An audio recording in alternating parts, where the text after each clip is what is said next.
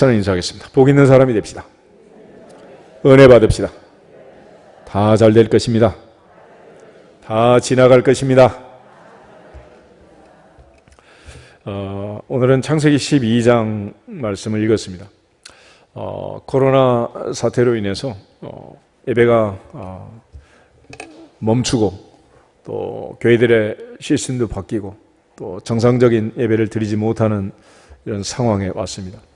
그래서 한국교회가 이제 예배 회복주일 그래가지고 지난주에 다시 한번 새롭게 하자 그랬지만 사실 그렇게 간단하고 쉬운 건 아닌 것 같아요. 예를 들어 열심히 하기는 어렵지만 하던 일을 그만두는 거는 쉽잖아요. 그래서 우리가 열심히 모이고 예배드리고 하던 일을 멈추는 거는 너무 쉽지만은 다시 회복하는 것은 그렇게 쉽지 않은 것 같습니다. 오늘 이제 그 창세기 12장은 하나님께서 믿음의 조상 아브라함을 부르시는 장면인데 믿음의 조상 아브라함을 불러서 그가 믿음의 조상이 되기까지 그 긴 여정을 살펴보면서 다시 한번 우리가 초심을 회복하고 신앙을 회복하고 믿음의 첫 단추부터 다시 한번 새롭게 끼고 회복되는 그런 은혜가 있기를 소망하면서 오늘부터는 아브라함의 인생 여정을 8단계로 나누어서 아브라함의 팔복이라는 제목으로 말씀을 나누려고 합니다. 마태복음 1장에 보면 아브라함과 다윗의 자손 예수 그리스도의 세계라 그런 예수님의 족보가 나와 있습니다. 구약 성경은 사실 이제 제일 중요한 두 인물이 아브라함과 다윗이고 물론 이제 신약은 예수님, 마지막 결론은 예수님입니다. 그러나 그 예수님을 이해하기 위해서 우리의 인생 여정을 이제 살피기 위해서 우리가 항상 시금석으로 삼아야 할 우리의 거울이 되는 인물이 바로 아브라함입니다. 많은 사람이 있지만은 성경은 특별히 이 아브라함의 인생에 대해서 우리에게 상세하게 설명을 해주고 또 기록하고 있습니다. 그런데 이 아브라함이 등장하는 창세기 12장 앞에 1장부터 11장까지 11장의 성경이 있어요. 성경은 먼저 1장, 2장에 천지창조, 하나님의 천지창조를 이야기합니다. 1장은 엿새 창조를 얘기해서 6일 동안 하늘과 땅과 바다와 그 가운데 만물을 지으시고 인간을 창조하신 이야기가 기록이 되어 있고 창세기 2장은 그중에 특별히 이제 그야말로 줌을 당겨가지고 인간 창조에 대해서 하나님이 흙으로 사람을 빚으시고 그 코에 생기를 집어넣고 아담을 잠들게 하시고 그 갈비뼈로 다시 여자를 창조하신 인간 창조에 대해서 얘기를 합니다. 그러고 나서 이제 3장부터 11장까지 4가지의 중요한 사건이 있어요. 하나는 에덴 동산의 아담과 하와의 사건이 있고 두 번째는 형이 동생을 죽인 가인과 아벨의 사건이 있습니다. 또 인류가 범죄함으로 하나님께서 온 세상을 심판하신 노아의 대홍수 사건이 있고 마지막 4번째는 바벨탑 이야기가 있습니다. 그런데 이 이야기들은 4가지 이야기이기도 하지만은 사실은 하나의 구도로 반복되고 있습니다. 그래서 한 사건을 통해서 알아듣지 못하니까 또 다른 사건을 주시고 이렇게 4번이나 반복을 하는데 하나님께서 반복하시는 그 구조를 보면 인간이 죄를 짓고 하나님이 심판하시고 죄 삭은 사망이다 그러면 끝나야 되는데 하나님께서 또 끝내지 못하시고 은혜를 또 베풀어 주시고 한 번 더 기회를 주십니다. 인간이 죄를 지으면 또 하나님께서 심판하시고 또 한 번의 기회를 주시는 거예요. 이렇게 이제 4번이나 반복이 되는데 에덴 동산에서 하나님의 금지 명령을 어기고 아담과 하와가 선악과를 따먹게 됩니다. 하나님 말씀하시길 분명히 먹는 날에게는 정령 반드시 죽는다. surely die 그랬더니.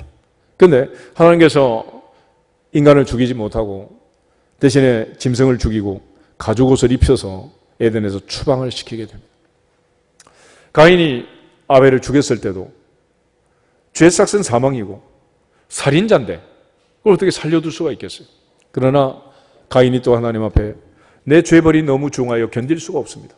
내가 가다 맞아 죽을 것 같습니다. 그럴 때 하나님께서 가인에게 표를 주셔서 만나는 사람들로부터 보호받고 죽임당하지 않도록 그런 은혜를 베풀어 주셨습니다. 그러나 인간이 죄를 짓고 죄가 세상에 관영하고 더 이상 하나님이 참을 수 없을 정도로 세상에 죄가 가득 차게 됩니다. 그때 하나님께서는 마침내 인간 지었음을 한탄하고 후회하시고 대홍수를 계획하십니다. 그리고 땅에 있는 하늘에 있는 모든 호흡하는 것들을 모조리 하나님께서 다 죽이셨어요.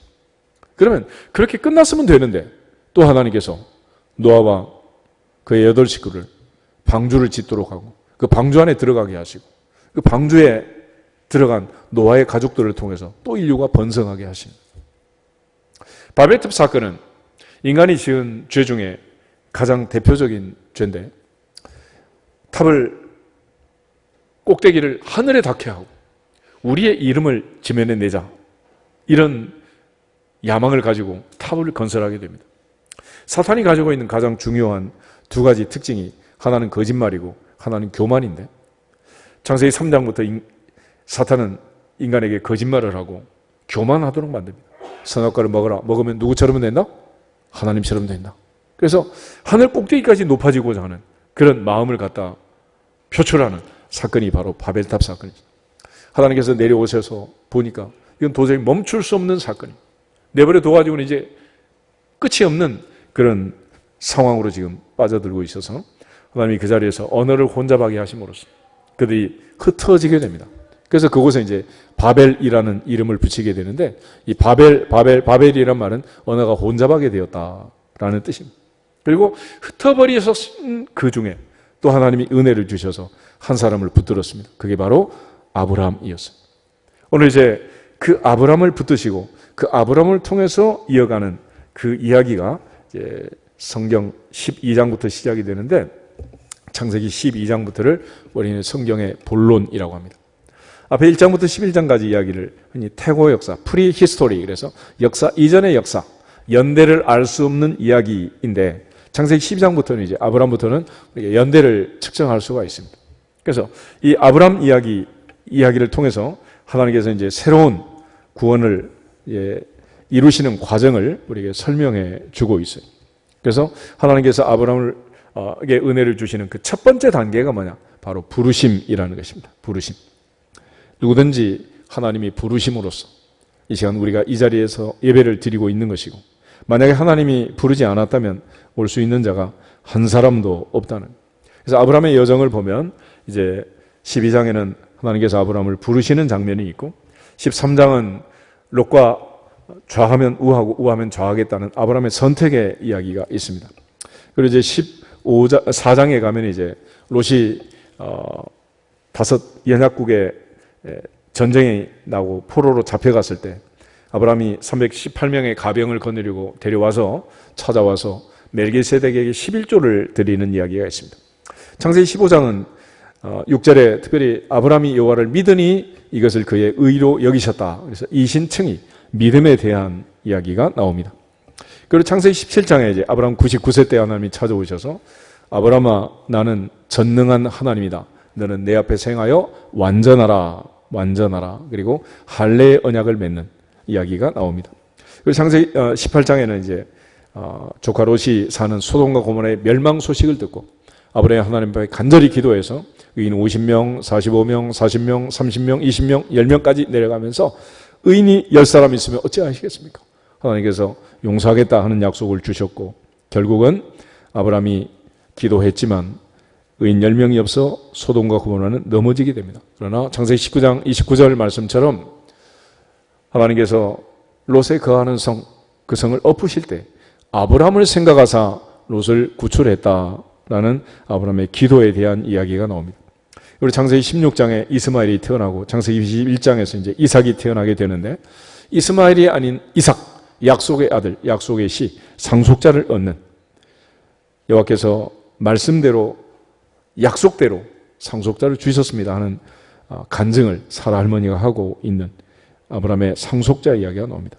그리고 마지막은 이제 100살에 얻은 아들 이삭을 하나님께 바치는, 모리아의 제단에 이삭을 번제로 드리는, 그리고 하나님께서 드디어 이제 오히려 다급해져서 칼을 들고 내리치려는, 이삭을 잡으려는 그 아브라함에게 멈춰라. 이제야 내가 하나님을 경외하는 줄 인정한다 라고 해서 아브라함이 마지막 이제 하나님께 아들을 바침으로써, 순종함으로써 하나님의 더 이상 테스트가 없는, 이제 시험이 끝나는 믿음의 조상의 반열에 서게 되는 그런 과정을 거치게 됩니다.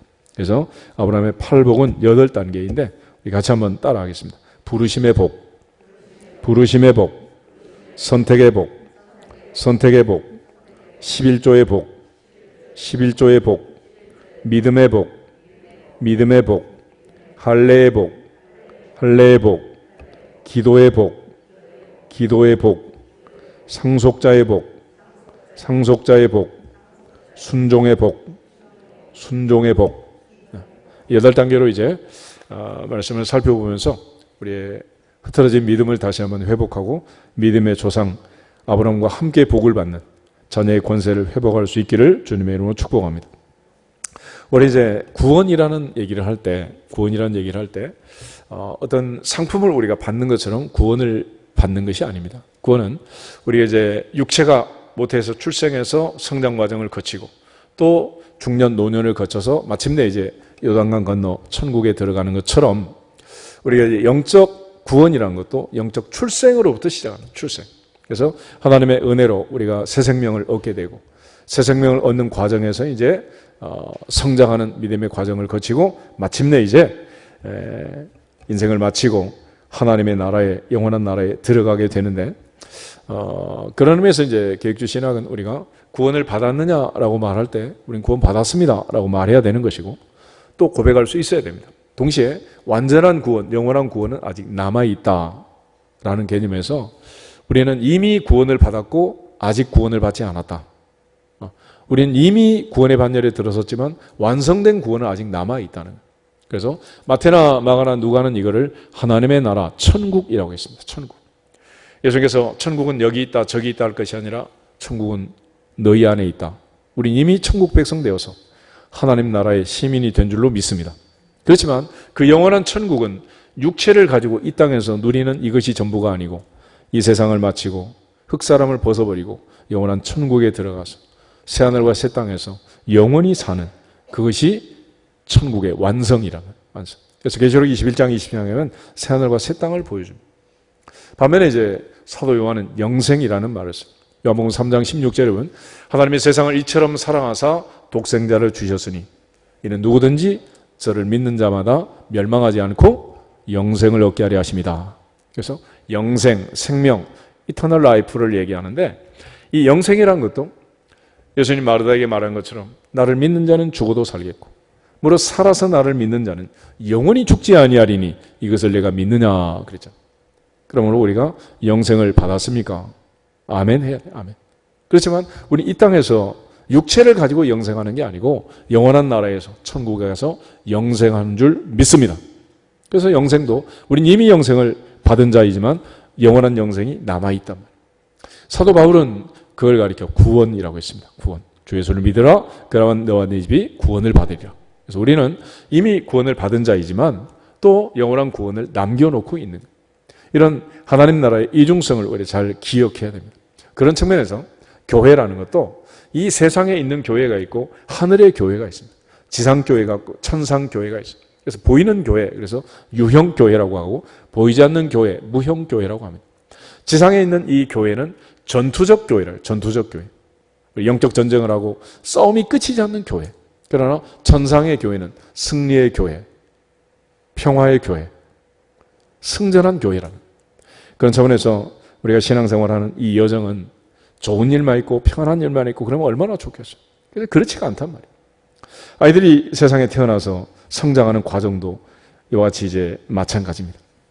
그래서 개혁주 신학에서 이제 구원의 서정을 얘기할 때 8단계를 9단계를 얘기하는데 같이 한번 따라하겠습니다. 소명, 소명, 중생, 중생, 회심, 회심, 신앙, 신앙, 칭의, 칭의, 양자, 양자, 성화, 성화, 성도의 견인, 성도의 견인, 영화, 영화.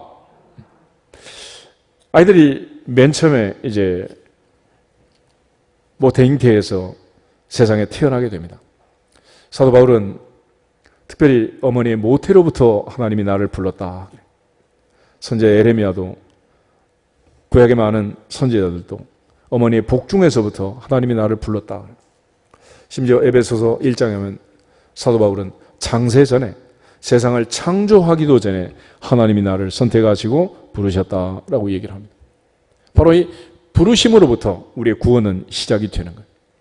그런데 이 부르심 자체에 대하여 우리가 반응하고 또 과정을 거치게 되는 그런 출발이 이제 소명, 콜링, 부르심인데 두 번째 단계가 이제 중생이라는 것입니다.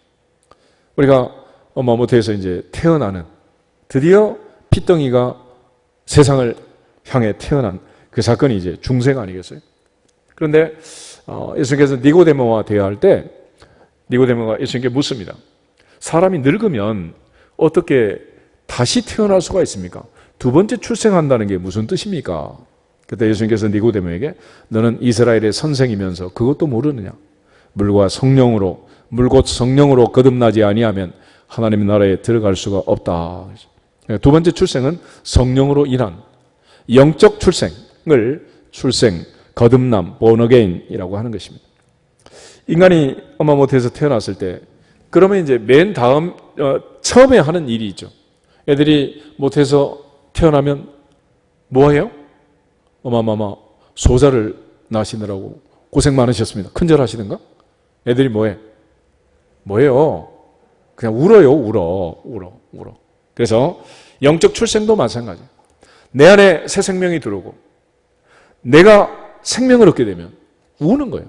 그걸 가리켜 회개, 회심이라고 합니다. 회심. 그러니까 내가 살아있다면, 내가 태어났다면 살아 숨쉬는 육체를 가진 것처럼 영적으로 새로 태어나도 제일 먼저 깨닫는 게 회심을 합니다. 베드로가 주님 만났을 때도 주여 나를 떠나소서 나는 죄인입니다 라고 얘기합니다. 우리 모두가 다 죄인이랍니다.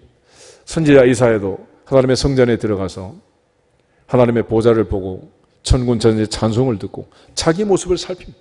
놀랍게 덕지덕지 붙어있는 그 죄의 덩어리를 보면서 화로다 나여 망하게 되었도다.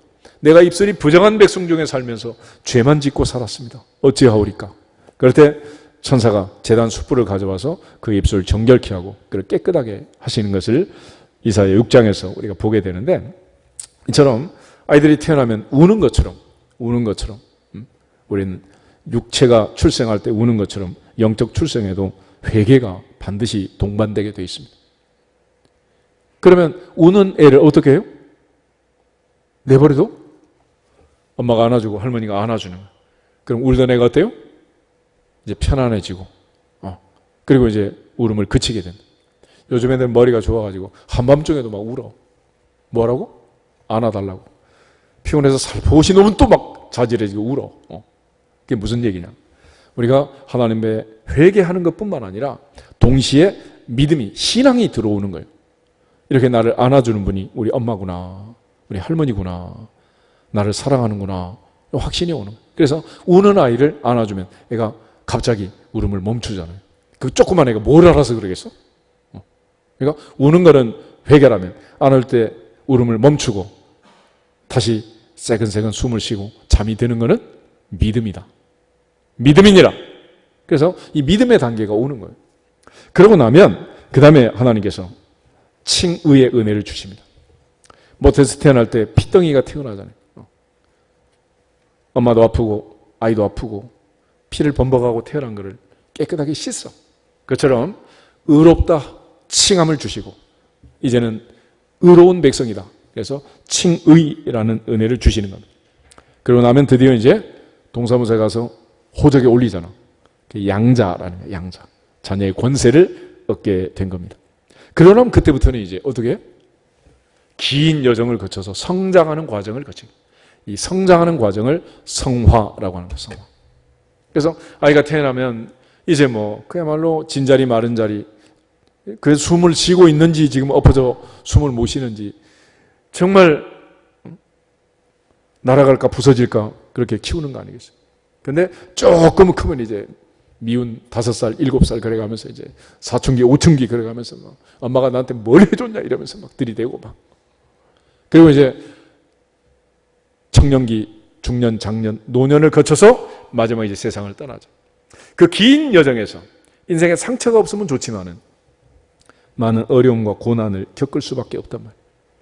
우리가 요즘 경제 상황 어려운 때를 맞이하고 있는데 경제학자들 얘기를 들어보면 우리가 IMF를 겪었고 또 2008년 또 경제 위기를 겪었고 그리고 또 지금 이제 2020년 또 위기를 겪잖아요. 그 10년, 12년 이런 간격으로 지금 계속 지금 위기가 찾아오고 있는데 앞으로 또 10년 후에 있다 없다? 있을 수밖에 없는 그런 인생에 봉착하고 있는 거예요. 그래서 애들 생일 축하할 때 그런다 그러잖아. 해피 버스데이 투 유가 아니라 왜 태어났니 영이야. 이 험한 세상에 이게 없으면 좋겠지만 계속 이런 어려움이 있을 수밖에 없는 거예요. 그래서 이거를 어떻게 극복하고 살아가느냐. 아브라함의 인생에도 어려움이 있고 그의 아들 이삭의 인생에도 야곱의 인생에도 요셉의 인생에도 고난이 있느니라 없느니라. 엄청난 고난이 있다. 이걸 어떻게 대처하고 극복해 내느냐에 따라서 이제 우리가 성화의 과정을 거쳐가는 것입니다. 우리가 순종하고 또 하나님 말씀대로 삶으로써 고난이 쉽게 넘어가면 좋겠지만 불순종하면 고난 프로그램이 돌아가는 것이고 그 아픔과 고난 속에서 어려움을 겪습니다. 야고보서 1장 말씀처럼 너희가 여러 가지 환난을 만나거든 온전히 기쁘게 여기라. 이는 너희로 온전하고 구비하여 조금도 부족함이 없게 하려 함이다 라고 말합니다. 우리가 환난 중에도 즐거워하나니 환난은 인내를, 인내는 연단은 소망을 이루는 줄 알기 때문이다. 바울은 그런 고백을 하고 있습니다. 그런 차원에서 이제 우리가 예수 믿고 구원받고 신앙생활 하지만은 그러나 내 인생 끝나는 마지막 순간까지 인간은 생로병사의 과정을 거치게 되고 또 욕심이 잉태한 즉 죄를 낳고 죄가 장성한 즉 사망을 낳느니라 하신 말씀처럼 우리는 여러 가지 많은 위기들을 또 겪을 수밖에 없는 그런 안타까운 인생길을 가지고 있는 거예요. 이런 과정에서 이제 하나님께서 우리를 구원하시고 영원한 천국 백성으로 삼으시고 하나님 나라에 들어갈 수 있는 길로 부르시는 첫 번째 단계가 부르심이란 부르심. 누구든지 이 부르심의 단계를 거치게 됩니다. 그래서 믿음의 조상 아브라함이 부름을 받고 믿음의 조상의 반열에 선 것처럼 우리 모두가 다 아브라함의 팔복을 받아서 신수성가를 이루고 하나님께 영광을 돌릴 수 있기를 주님의 이름으로 축복합니다. 다메섹 도상의 사울을 부를 때도 하나님께서 그를 붙드시고 주님께서 그에게 부르시는 장면이 있죠. 사울아 사울아 내가 어찌하여 나를 핍박하느냐. 80의 모세를 부를 때도 호렙산 떨기나무 불꽃 앞에 모세가 섰을 때 모세야 모세야 너의 선 곳은 거룩한 땅이니 내 발에서 신을 벗어라 부르시는 거예요. 갈릴리 바다에서 제자들을 부르실 때도 주님 주여 나를 떠나소서 나는 죄인입니다 그러지만 오늘부터 너는 사람 낚는 어부가 될 것이다. 나를 따르라. Follow me. 주님 부르시는 장면이 있다. 이처럼 이 부르심의 은혜가 오늘 믿음의 조상들을 만들고 믿음의 사도들, 선지자들을 만들고 오늘 우리를 이 자리에 있게 한 줄로 믿습니다. 그러므로 이 자리에서 다시 한번 기억할 것은 하나님이 나를 부르셨고 그 부르심은 창세 전부터 어머니의 복중에서부터 우리를 부르시고 인도하시고 그 하나님의 영원한 계획과 섭리 가운데서 오늘도 내가 있고 우리 모두가 이 자리에 예배자로 있는 줄로 믿고 믿어지시기를 주님의 이름으로 축복합니다. 그러면 창세기 12장에 이제 아브라함을 부르시는 이 장면을 보면 먼저 1절부터 3절은 하나님이 아브라함을 부르시는 이야기고 4절에서 9절에 있는 말씀은 아브라함이 반응하는 이야기입니다. 먼저 1절부터 3절 우리 같이 한번 읽어보겠습니다. 여호와께서 아브라함에게 이르시되 너는 너의 고향과 친척과 아버지의 집을 떠나 내가 내게 보여줄 땅으로 가라. 내가 너로 큰 민족을 이루고 내게 복을 주고 내 이름을 장대하게 하리니 너는 복이 될지라. 너를 축복하는 자에게는 내가 복을 내리고 너를 저주하는 자에게는 내가 저주하리니 땅의 모든 족속이 너로 말미암아 복을 얻을 것이라 하신지라. 아멘. 먼저 1절은 명령입니다. 명령의 동사를 보면 떠나라 가라. 뭘 떠나느냐? 첫째, 너의 고향을 떠나라. 두 번째는 친척을 떠나라. 세 번째는 아버지의 집을 떠나라. 그리고 내가 내게 지시하는 땅 가나안 땅으로 가라라고 말합니다. 이때 4절을 보면 아브라함의 나이는 75세였습니다. 75년 동안 살아온 그 땅을 떠나는 것. 75세의 노인에게 이민을 가라. 요즘처럼 가서 뭐 답사를 하고 비행기 타고 왔다 갔다 하고 계획 세워서 가는 게 아니라 가볼 수도 없고 왔다 갔다 할 수 있는 그런 땅이야. 그래서 히브리서 11장에 가면 아브라함을 이야기할 때 믿음으로 아브라함은 갈 바를 알고 갔다 모르고 갔다? 갈 바를 알지 못하고 갔다는 거예요. 하나님께서 아브라함을 불렀을 때 첫째 아브라함은 그의 고향 바단 아람 갈대아 우르를 떠나게 됩니다. 지금 이 지역은 이제 이라크 남부 지역으로 추정을 하는데 그가 일단 고향을 떠나게 돼요. 고향을. 그런데 두 번째는 친척. 이게 이제 문제입니다. 4절에 이제 조카 롯, 대표적으로 이제 롯을 데리고 다니는데 롯과 마지막 헤어질 때까지 내가 좌하면 우하고 우하면 좌하겠다 했지만은 여전히 롯을 놓지 못하는 그 아브람. 마지막 이제 소돔과 고모라가 망하고 두 딸과 사이에 모압 족속, 암몬 족속이 태어나고 그리고 이제 아브람이 포기를 하게 되는데 이 조카를 떠나는 게 아브람의 인생에서는 너무 힘이 들었어요. 왜 그랬느냐? 아브람은 상속자가 없었고 또 당시 법에 의하면 조카 롯은 상속자 영순이었습니다. 그러니까 이 아이가 나의 상속자이기 때문에 이 아이를 늘 데리고 다니는 거예요. 아들처럼. 그러나 하나님께서는 롯이 아니고 엘리에셀도 아니고 이스마엘도 아니고 내가 내게 줄 씨, 그 씨가 내 자손이 될 거다라고 말씀하시고 마침내 100살에 이제 이삭을 주신 거 아니겠어요? 그래서 두 번째는 이 친척을 떠나는 이야기. 이게 지금 아브라함 인생의 굉장한 시험거리입니다. 세 번째는 아버지의 집.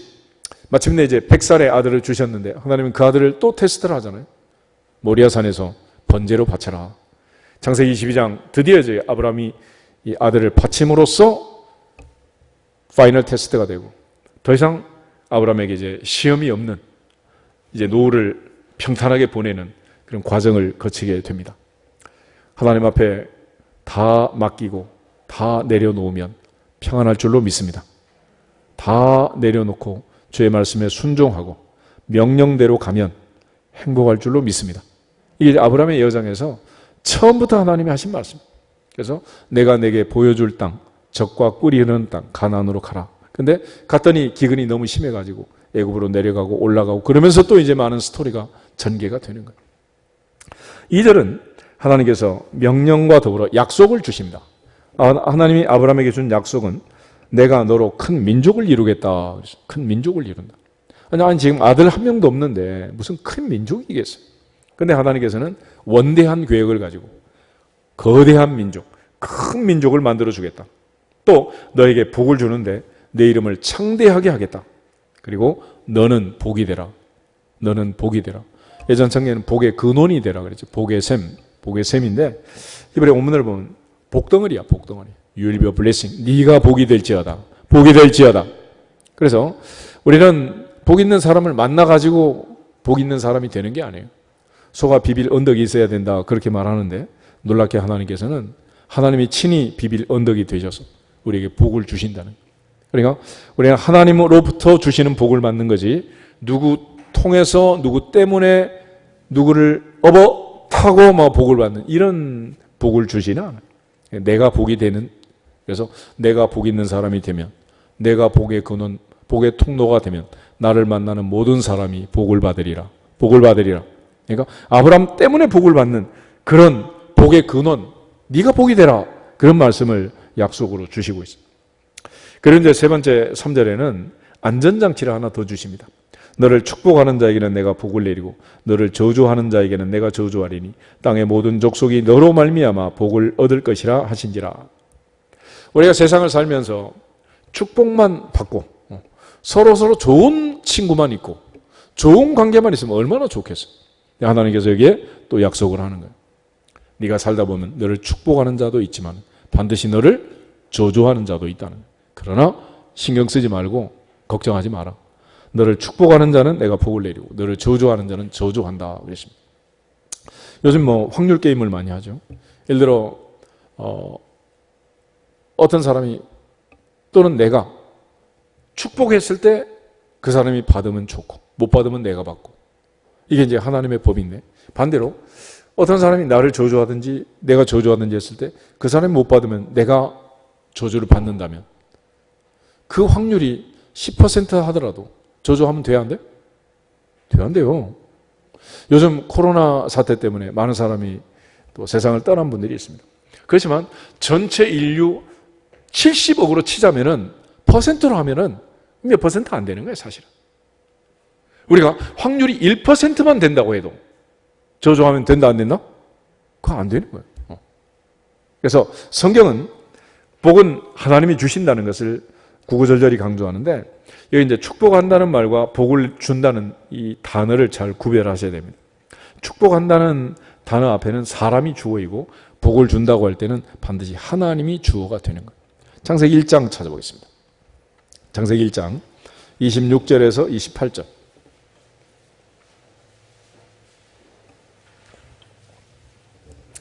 창세기 1장 26절. 하나님이 이르시되 우리의 형상을 따라 우리의 모양대로 우리가 사람을 만들고 그들로 바다의 물고기와 하늘의 새와 가축과 온 땅과 땅에 기는 모든 것을 다스리게 하자 하시고 하나님이 자기 형상 곧 하나님의 형상대로 사람을 창조하시되 남자와 여자를 창조하시고 하나님이 그들에게 복을 주시며 하나님이 그들에게 이르시되 생육하고 번성하여 땅에 충만하라 땅을 정복하라 바다의 물고기와 하늘의 새와 땅에 움직이는 모든 생물을 다스리라 하시니라. 아멘. 하나님은 하나님의 형상대로 사람을 만들고 복을 주셨다는 거예요. 그런데 복을 받고 복이 되라고 부르신 이 인간이 하나님 앞에 범죄하고 복을 받지 못하는 그런 길로 늘 빠지게 됩니다. 그래서 하나님이 이제는 아브라함을 부르시면서 은혜로 오직 하나님의 은혜로 인간이 복을 받는 그런 시스템을 만드세요. 그게 바로 축복기도 시스템이라. 이스라엘 백성들이 출애굽하고 1년 만에 성막을 짓게 됩니다. 정월 초하루 제2년 1월 1일에 성막을 세우고 성막에서 제사장들이 제사를 드리기 시작합니다. 매일 아침 저녁 제사를 드렸습니다. 안식일이 되면 안식일 제사를 덧붙여서 더 드렸습니다. 매월 초하루 월삭이 되면 월삭 제사를 또 더 드렸습니다. 6월절, 오순절, 장막절, 절기가 되면 절기의 제사를 그 위에 더 덧붙여서 드렸어요. 그래서 매일같이 제사를 드리는데 그때 하는 일이 뭐냐? 하나님 앞에 제물을 가져와라 그렇게 말했지만 하나님께서 무슨 제물을 잡수시겠어요? 그 제물을 통해서 하나님이 하신 일은 뭐냐? 이스라엘 백성들을 축복하는 일이었습니다. 민수기 6장을 한번 찾아보겠습니다. 민수기 6장 22절부터 27절. 우리가 잘 아는 것처럼 이삭이 나이 많아 늙었을 때 에사에게 축복하기 위해서 에사를 붙들고 그냥 안수하지 않았어요. 가져오란 게 있었죠. 뭘 가져와라고 그랬어?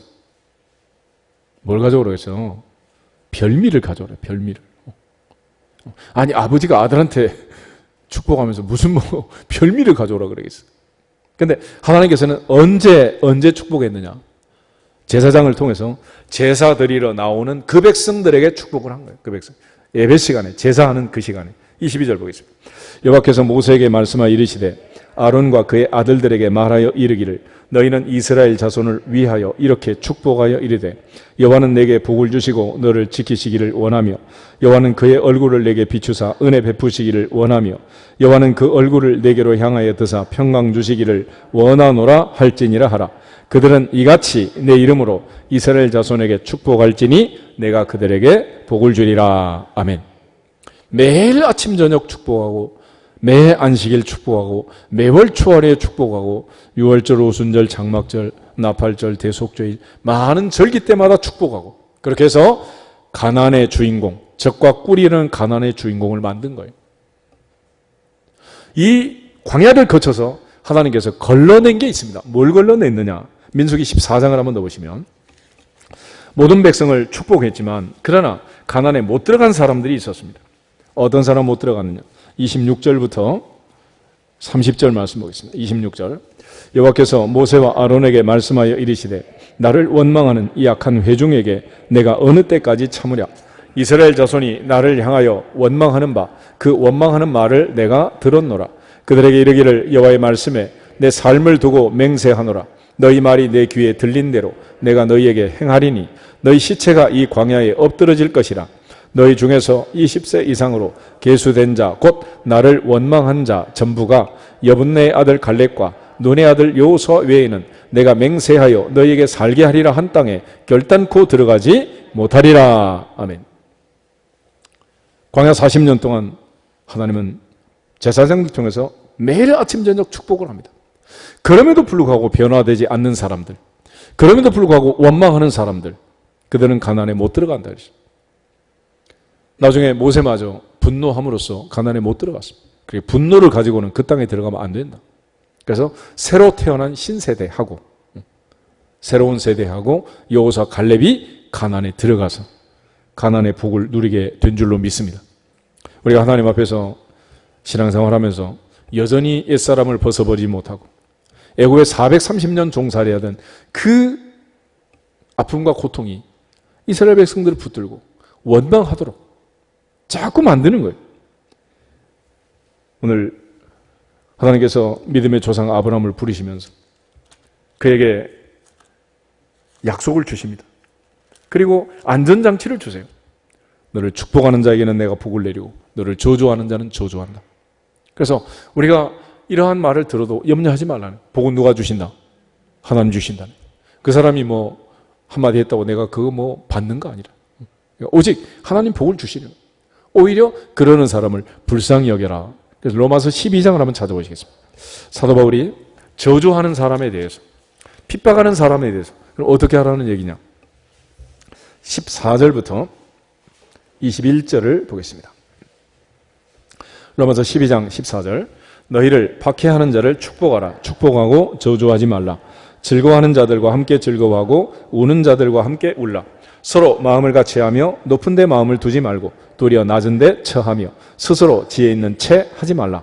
아무에게도 악을 악으로 갚지 말고 모든 사람 앞에서 선한 일을 도모하라. 할 수 있거든 너희로서는 모든 사람과 더불어 화목하라. 내 사랑하는 자들아, 너희가 친히 원수를 갚지 말고 하나님의 진노하심에 맡기라.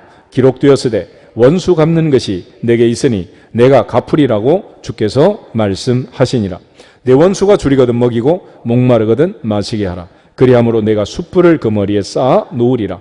악에게 지지 말고 선으로 악을 이기라. 아멘. 마지막, 복을 주든지 저주로 하든지 그 권한은 누구한테 있다? 하나님께 있다는 거예요. 우리가 하는 것은 축복하는 겁니다. 그러면 하나님은 너희 말이 내 귀에 들린 대로 행하리라. 그래서 이스라엘 백성들에게 제사장이 축복한 대로 하나님 복을 주신다. 그러나 그들이 거절하고 거부하면 그것도 하나님께서 주시는 그 복을 받을 수가 없게 되는 거예요. 그런 차원에서 하나님께서는 믿음의 조상 아브라함을 부르시면서 먼저는 명령을 하시고 두 번째 약속을 하시고 세 번째 안전장치를 주십니다. 여기에 대해서 이제 두 번째로 아브라함이 반응하는 세 가지 모습을 보게 되는데, 그 중에 12장 4절을 보면 첫 번째, 이 아브라함이 여호와의 말씀을 따라갔다. 말씀을 따라갔다. 할렐루야. 신앙은 무엇이냐? 신앙은 말씀을 따라가는 것입니다. 눈에 보이는 현상을 쫓아가는 게 아니라 말씀을 따라가는 거예요. 만약 내 몸에 병이 왔다 그럴 때 내가 지금 뭐 암이 와가지고 2기다 3기다 말기다 그런다고 하더라도 그가 채찍에 맞음으로 너희는 나음을 입었도다. 할렐루야. 그 약속의 말씀을 붙들고 주님이 십자가에 죽으신 그 보혈의 공로로, 그 십자가의 보혈로 우리는 깨끗하게 나을 수 있다라는 사실을 믿고 베드로처럼 담대하게 은과 금은 내게 없거니와 내게 있는 것으로 내게 주노니 곧 나사렛 예수 그리스도의 이름으로 일어나 걸을지어다. 일어나 걸을지어다. 선포하고 깨끗하게 되면 되는 거예요. 그런데 내 몸을 보면 그렇게 될 것 같지가 않단 말이에요. 믿음의 조상 아브라함의 경우도 마찬가지예요. 내 몸이 죽었고 사라 할머니의 태가 죽었어요. 아들 낳을 것 같아 못 낳을 것 같아? 말도 안 되는 거야. 그런데 그걸 알고도 아브라함은 믿음이 없어 의심하지 않았고 약속하신 말씀을 믿고 확신해서, 하나님의 말씀을 믿고 확신함으로써 드디어 100살에 아들을 낳게 된 것입니다. 믿음은 눈에 보이는 현상을 믿는 게 아니라 약속의 말씀을 믿느니라. 말씀을 믿느니라. 하나님이 이처럼 아브라함에게 한 약속, 그 약속을 히브리서 기자가 정리한 게 있는데 히브리서 6장을 보겠습니다. 히브리서 6장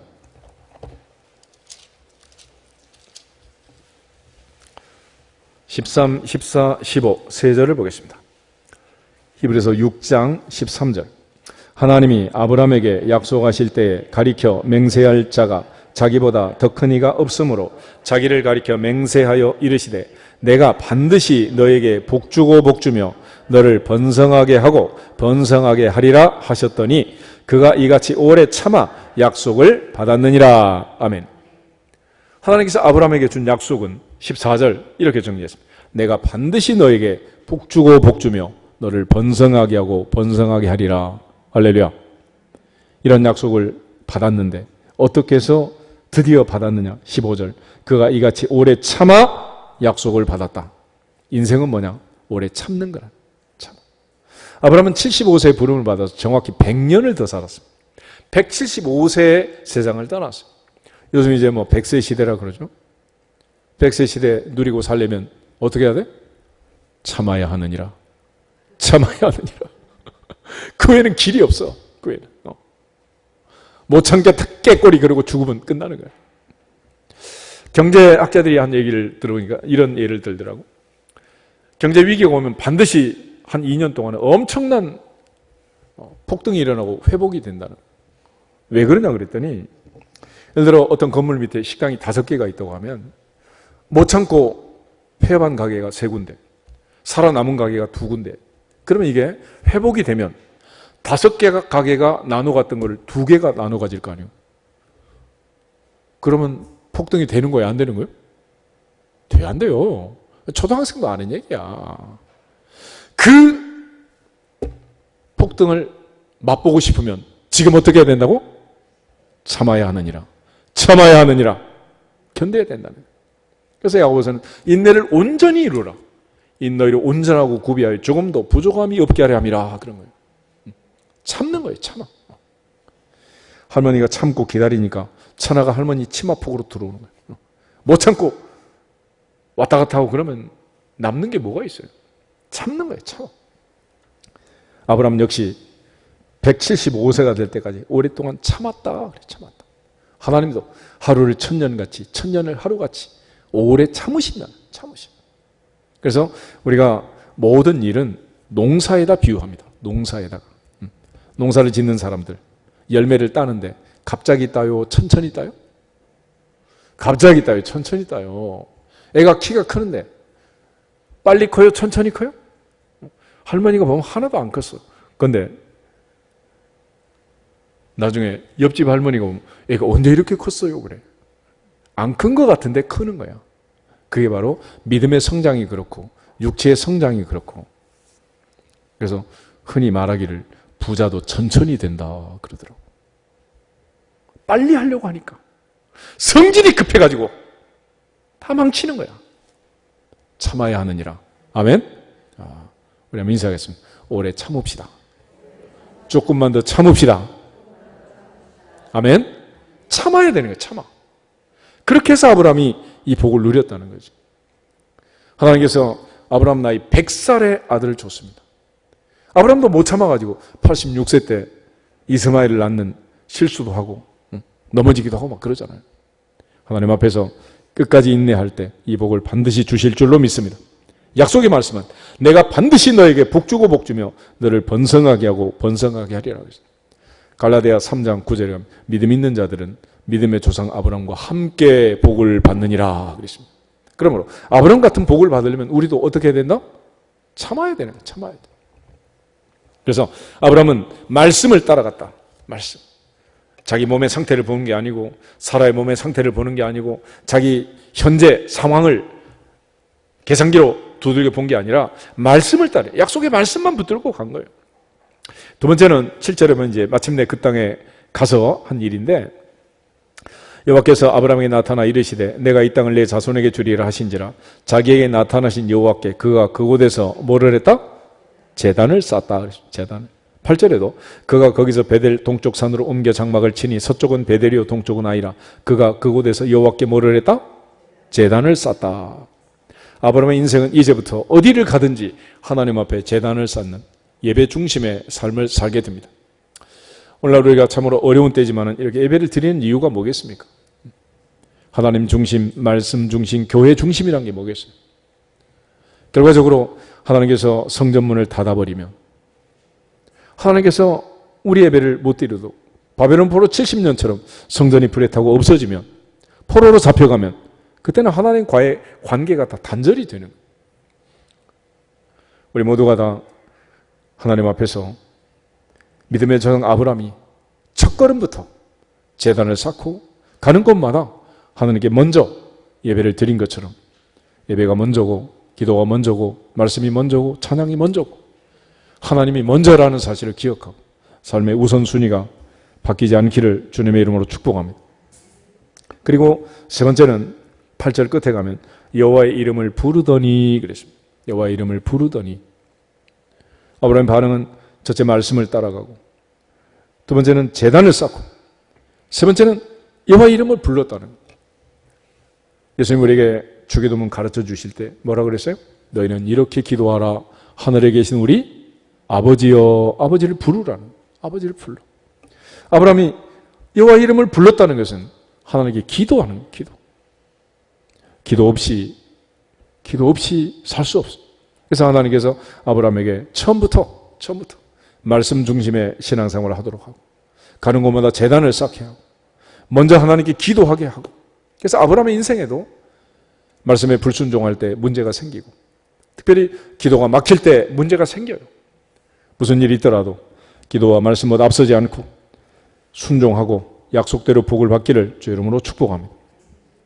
이처럼 하나님께서 아브라함을 부르시는데, 이 부르심이 아브라함 인생의 첫 번째 출발이었습니다. 모세는 바로 공주의 아들로 40년, 이들의 양치기로 미디안 광야에서 40년, 마지막은 출애굽의 리더로 이스라엘 백성과 함께 구름기둥 불기둥 아래 40년을 살았습니다. 모세의 인생의 터닝 포인트들이 있습니다. 첫 번째 40년은 갈상자에 버려졌을 때 하나님께서 그를 살려내게 됩니다. 두 번째 40년은 그가 살인사건에 연루돼가지고 광야로 도망을 가잖아요. 그리고 미디안의 제사장 이도를 만나고 시보라와 결혼을 하고 광야에서 40년을 살게 됩니다. 마지막 40년이 호렙산 떨기나무 불꽃 가운데서 그를 찾아오신 하나님을 만나고 출애굽의 지도자로 서게 되는데, 첫 번째 40년은 애굽의 왕자로 애굽의 모든 학문과 학술을 배우도록 하나님께서 그를 훈련을 시키는 거예요. 그것 때문에 모세가 그 위대한 모세 오경을 쓰게 되는 겁니다. 두 번째 40년, 그 미디안 광야의 40년은 기나긴 세월 같지만 사실은 그 긴 세월 광야의 여정이 그에게 현지 적응 훈련이 되어서 나머지 40년을 이겨낼 수 있는 힘과 능력이 되는 거예요. 여러분들은 어쩔지 모르지만 시골에서 어린 시절을 보내고 촉은 목피하고 그야말로 메뚜기 잠자리 잡아먹고 개구리 잡아먹고 앞산 뒷산에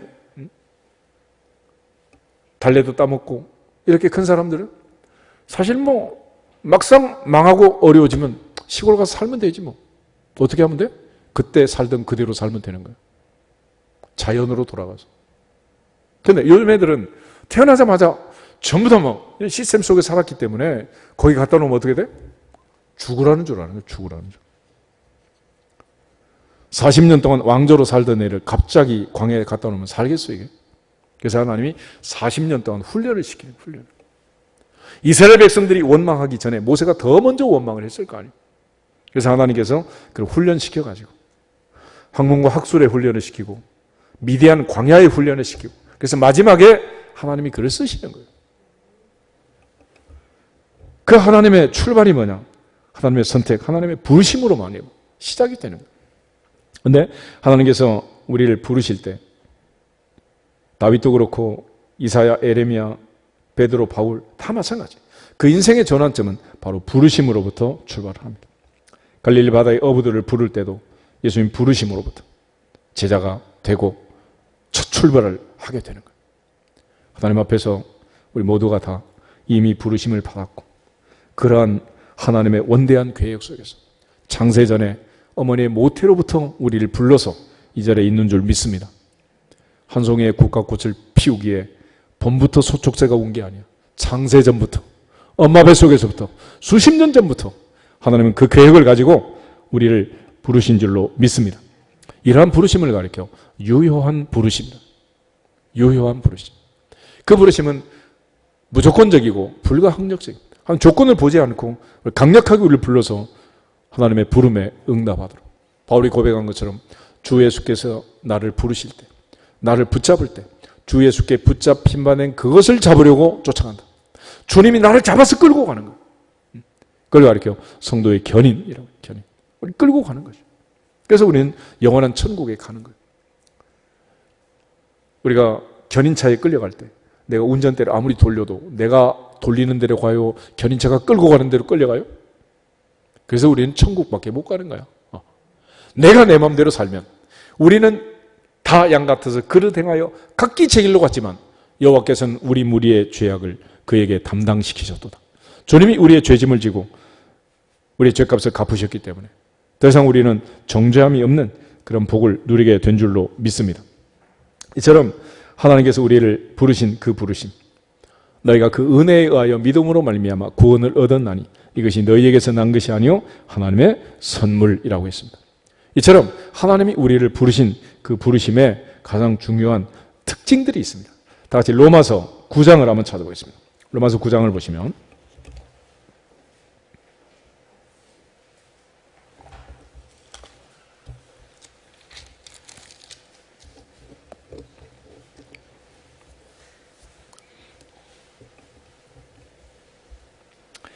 먼저 9절부터 13절을 한번 읽어보겠습니다. 9절. 약속의 말씀은 이것이니 명년 이때에 내가 이르리니 사라에게 아들이 있으리라 하심이라. 그뿐 아니라 또한 리브가가 우리 조상 이삭 한 사람으로 말미암아 임신하였는데 그 자식들이 아직 나지도 아니하고 무슨 선이나 악을 행하지 아니한 때에 택하심을 따라 되는 하나님의 뜻이 행위로 말미암지 않고 오직 부르시는 이로 말미암아 서게 하려 하사 리브가에게 이르시되 큰 자가 어린 자를 섬기리라 하셨나니 기록된 바 내가 야곱은 사랑하고 에서는 미워하였다 하심과 같으니라. 아멘. 그런데 여기 보면 하나님께서 야곱을 사랑하고 에서를 미워할 때가 나오죠. 그때가 언제냐? 애들이 유치원 다니면서 둘이 싸울 때 그걸 보고 하신 것도 아니고 엄마 뱃속에 있을 때 아직 태어나기 전에 아직 태어나지도 않았는데 무슨 일을 하지도 않았는데 하나님께서는 내가 야곱을 사랑하고 에서는 미워하였다. 큰 자가 어린 자를 섬기리라. 이렇게 결정을 했다는 거예요. 이걸 가리켜 하나님의 주권이라고 합니다. 하나님의 주권. 하나님이 정하신 일이야. 하나님이 정하신 일. 그래서 이 하나님이 정하신 하나님의 계획, 하나님의 뜻. 그래서 하나님의 부르심에는 후회하심이 없다. 하나님의 부르심은, 하나님의 계획은, 하나님의 이 뜻은 후회가 없다. 11장 29절 한번 보시죠. 11장 29절에 보면 하나님의 은사와 부르심에는 뭐가 없다? 후회하심이 없다. 그리고 나서 14절부터 18절을 보면 요즘 말하는 스펙이라는 게 있죠. 스펙. 하나님은 스펙을 보고 우리를 뽑지 않는다. 하나님은 스펙대로 우리를 부르지 않았다. 은사대로 점수대로 우리를 선택하지 않는다라고 얘기를 합니다. 14절부터 18절을 계속해서 보겠습니다. 그런즉 우리가 무슨 말 하리요? 하나님께 불의가 있느냐? 9장 로마서 9장 14절. 그런즉 우리가 무슨 말을 하리요? 하나님께 불의가 있느냐? 그럴 수 없느니라. 모세에게 이르시되 내가 긍휼히 여길 자를 긍휼히 여기고 불쌍히 여길 자를 불쌍히 여기리라 하셨으니 그런즉 원하는 자로 말미암음도 아니요 다른 박질하는 자로 말미암음도 아니요 오직 긍휼히 여기시는 하나님으로 말미암음이니라. 성경이 바로에게 이르시되 내가 이 일을 위하여 너를 세웠으니 곧 너로 말미암아 내 능력을 보이고 내 이름이 온 땅에 전파되게 하려 함이라 하셨으니 그런즉 하나님께서 하고자 하시는 자를 긍휼히 여기시고 하고자 하시는 자를 완악하게 하시느니라. 아멘. 그러니까 인간의 어떤 조건에 따라서 하나님이 그렇게 하셨다라는 게 아니라는 거예요. 특별히 16절에 보면 원하는 자로 말미암음도 아니다. 다른 박질하는 자로 말미암음도 아니다. 오직 긍휼히 여기시는 하나님으로 말미암음이다. 어떤 사람을 부르고 어떤 사람을 부르지 않았느냐? 기준이 뭐냐? 그럴 때 자원하는 사람, 지원하는 사람, 그런 사람은 뽑지도 않는다는 거예요. 그래서 예수님께서도 오늘부터 주님을 따르겠습니다. 그러자 여우도 굴이 있고 공중의 새도 집이 있지만 나 따라와야 집 한 채 마련하기 어려우니까 가서 열심히 일해서 집 사라. 그리고 한 사람에게 오늘부터 너는 나를 따르라. 그러자 나는 할 일이 많고 밭에도 가야 되고 장가도 가야 되고 아버지 장례도 치러야 되고 그래서 뭐라 그래요? 죽은 자로 죽은 자를 장사케 하고 너는 나를 따르라. 이게 좀 이상하시죠? 하겠다는 사람 못하게 하고 안 하겠다는 사람 꼭 네가 해야 된다 그러시고 그러니까 앞으로 어떤 명령이 떨어지거든 못해요 그런 모태신앙하지 말고 아멘 하시면 복이 될 줄로 믿습니다. 그러니까 하나님 앞에서 내 의지와 상관없이 내 뜻과 상관없이 결정이 된다는 거예요. 이 다른 박질하는 자로 말미암음도 아니요. 그래서 무슨 얘기입니까? 1세기 당시에 그리스 올림픽에 금메달을 마라톤에 금메달 딴다고 해서 하나님이 써주는 거 아니라는. 오직 누가 결정한다? 긍휼히 여기시는 하나님으로 말미암는다. 그러니까 그 하나님의 결정에 의해서, 그 하나님의 부르심에 의해서 이 시간 이 자리에 있는 줄로 믿습니다. 옆 사람이 좀 알려주세요. 한번 인사하겠습니다. 하나님이 당신을 부르셨습니다. 아멘. 얼마나 놀라운 일이에요. 하나님의 부르심. 그래서 19절부터 보면 이제 진흙과 토기장의 비유를 들어서 그 하나님이 하신 일을 다시 한번 설명을 합니다. 19절부터 23절 보겠습니다. 혹 내가 내게 말하기를 그러면 하나님이 어찌하여 허물하시느냐 누가 그 뜻을 대적하느냐 하리니 이 사람아 내가 누구이기에 감히 하나님께 반문하느냐 지음을 받은 물건이 지은 자에게 어찌 나를 이같이 만들었느냐 말하겠느냐 토기장이가 지그넉 한 덩이로 하나는 귀 있을 그릇을 하나는 천 있을 그릇을 만들 권한이 없느냐 만일 하나님이 그의 진노를 보이시고 그의 능력을 알게 하고자 하사 멸하기로 준비된 진노의 그릇을 오래 참으심으로 관용하시고 또한 영광받기로 예비하신 바 긍휼의 그릇에 대하여 그 영광의 풍성함을 알게 하고자 하셨을지라도 무슨 말을 하리요. 아멘. 진흙이 토기장에게 반문할 수 없는 것처럼 우리는 하나님의 계획과 결정에 대해서 따질 수가 없다는 것. 그런 특별한 이유가 있습니다.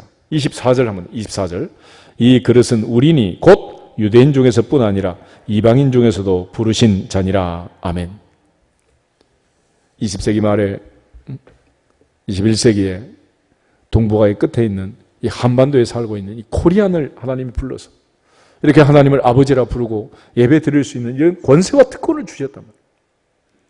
하나님이 이렇게 결정하지 않았다면 우리는 하나님의 자녀 될 수 있다 없다? 경상도 말로 하면 택도 없는 거예요. 하나님이 이런 과정으로 무조건적으로 주권적으로 우리를 불렀기 때문에 하나님의 자녀가 됐다는 거예요. 고린도서 1장에 가면 사도 바울이 얘기합니다. 하나님은 미련한 자를 들어서 지혜로운 자를 부끄럽게 하시고 약한 자를 들어서 강한 자를 부끄럽게 하시고 세상에 없는 것 천한 것들을 들어서 있는 것 부한 것들을 부끄럽게 하신다 그랬어요. 굳이 쉽게 얘기하면 하나님은 성적 좋은 애라고 나쁜 애가 있으면 누구를 선택한다고? 성적 나쁜 애를 하나님은 선택한다. 건장하고 젊은 20대 커플을 믿음의 조상으로 만들지 않고 75세, 65세 다 늙은 애도 못 낳는 아브라함과 사라를 믿음의 조상으로 선택하신 것처럼 하나님이 선택했기 때문에 이 시간 우리가 있는 줄 믿습니다. 하나님 어떤 조건을 가지고 우리를 부르셨다면 우리는 아웃이야 아웃.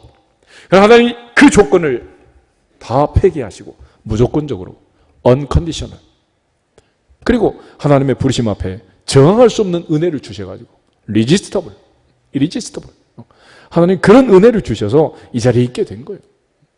그러므로 그 은혜를 깨닫고 그 사랑을 깨달으면 하나님 앞에서는 자랑할 것이 없는 거예요. 하나님만 자랑하라. 주 안에서 하나님만 자랑하고 주님만 자랑할 수 있기를 주 이름으로 축복합니다. 에베소서 2장 8절 9절 말씀처럼 너희가 그 은혜에 의하여 믿음으로 말미암아 구원을 얻었나니 이것이 너희에게서 난 것이 아니라 하나님의 선물이다. 행위에서 난 것이 아니니 누구든지 자랑하지 못하게 하려 함이라 그랬습니다.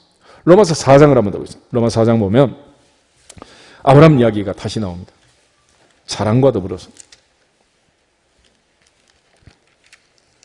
로마서 4장 1절부터 3절을 보겠습니다. 그런즉 육신으로 우리 조상인 아브라함이 무엇을 얻었다 하리요? 만일 아브라함이 행위로서 의롭다 하심을 받았으면 자랑할 것이 있으려니와 하나님 앞에서는 없느니라. 성경이 무엇을 말하느냐? 아브라함이 하나님을 믿음에 그것이 그에게 의로 여겨진 바 되었느니라. 아멘. 믿음의 조상 아브라함도 자랑할 것이 없다면 우린 자랑할 것이 있다 없다? 무슨 자랑할 게 있겠어요? 믿음의 조상 아브라함도 자랑할 게 없다. 아브라함도. 자랑하려면 누구를 자랑해라? 주님만 자랑할지어다. 하나님만 자랑할지어다. 그것이 오늘 우리에게 주신 가장 중요한 교훈입니다. 그러므로 수천 년의 계획 속에서 창세전부터 세우신 그 계획을 따라서 하나님 부르시고 은혜를 주셔서 믿음의 조상 아브라함과 사라를 불러서 그 자손 천대에게 복을 주신 것처럼 오늘 우리를 불러서 복을 삼으시고 복의 근원을 삼으시고 복의 통로를 삼아서 만민에게 또 복음을 전하고자 하는 이 놀라운 하나님의 부르심 앞에 우리가 나타낼 반응은 감사하고 하나님의 은혜에 대한 깨달음입니다. 바울이 말한 것처럼 내가 나된 것은 하나님의 은혜니라. 모든 사도보다 더 많이 수고했지만 그것도 하나님의 은혜니라. 하나님의 은혜니라.